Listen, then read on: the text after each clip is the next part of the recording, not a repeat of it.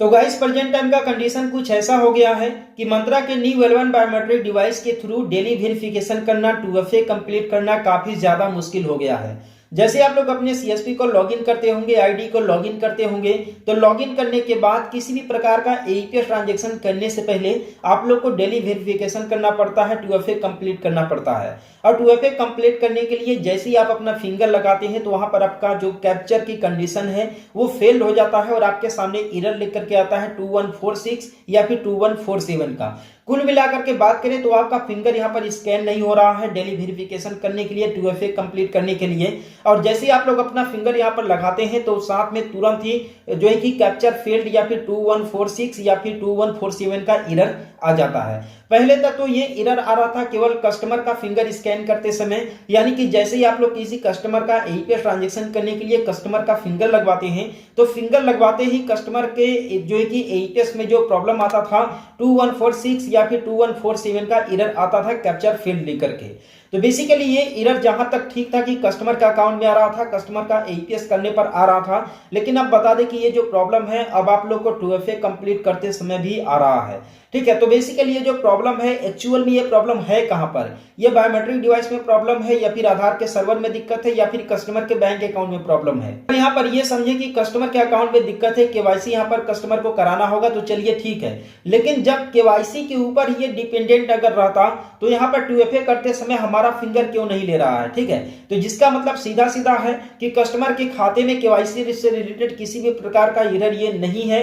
ठीक है, ये जो प्रॉब्लम है ये मंत्रा डिवाइस में ही है। ठीक है, अभी आप लोग को बता दें कि किसी अदर कंपनी के जो है कि न्यू एलेवन डिवाइस में आप लोग को ये एरर देखने के लिए नहीं मिलेगा, लेकिन आप लोग को बता दें कि ये जो एरर है आप लोग को मंत्रा के न्यू एलेवन डिवाइस में देखने के लिए मिल रहा होगा 100%। ठीक है, अब देखिए बता दें कि अगर पहले जो हम लोग को 211 आधार रिस्पांस नॉट फाउंड का एरर आ रहा था सबसे पहले मंत्रा के ही न्यू एलेवन डिवाइस में आना शुरू हुआ था। ठीक है, इसके बाद ही अदर कंपनियों के एलेवन डिवाइस में आना शुरू हुआ। ठीक है, तो यहाँ पर ये जो एरर आ रहा है फिलहाल कैप्चर फेल 2146 या 47 का, ये एरर भी आप लोग को अभी देखने के लिए मिल रहा होगा मंत्रा के न्यू एलेवन डिवाइस में। तो इसका मतलब ये तो नहीं हो सकता है कि जिस तरीके से पहले वहां पर एरर आया मंत्रा में इसके बाद सभी डिवाइसेस में आने लगा, तो हो सकता है कि जो एरर अभी आप लोग को मंत्रा डिवाइस में मिल रहा है ये एरर बाकी अदर कंपनियों के भी डिवाइस में मिलने लगे, इसकी कोई भी गारंटी नहीं है। फिलहाल अगर मैं बात करूं इस एरर के बारे में तो यह एक टेम्परेरी एरर है और यह बहुत ही जल्द ठीक हो जाएगा। अब हमारे कुछ सीएसपी संचालक भाई लोगों का ये कमेंट आ रहा था कि उनके पास जो है कि स्पाइस मनी का, पेनियर का, रॉयनेट का सीएसपी आईडी है और जैसे ही आप लोग डेली वेरिफिकेशन करते हैं तो डेली वेरिफिकेशन आपका नहीं हो पा रहा है कैप्चर फेल होने की वजह से। और कैप्चर फेल होने के साथ ही आप लोग के सामने एरर लिख करके आता है 2146 या फिर 2147 का कैप्चर फेल्ड कंडीशन के साथ। ठीक है, तो बता दें कि ये जो प्रॉब्लम है ये मंत्रा के ही डिवाइस में है और ये टेम्परेरी प्रॉब्लम है, इसे आप लोग बहुत ही आसानी से ठीक कर सकते हो।